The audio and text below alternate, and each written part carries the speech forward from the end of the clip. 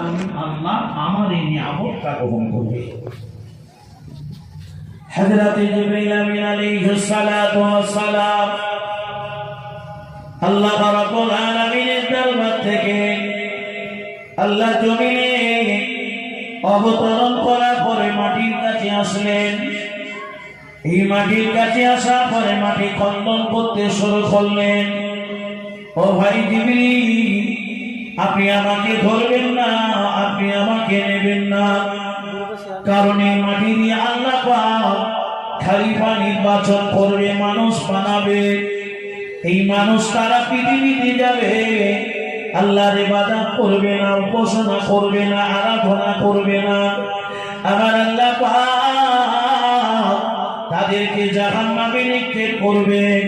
আমি মাটি, আমি আপনার কাছে দিতে অস্বীকার করি। ও ভাই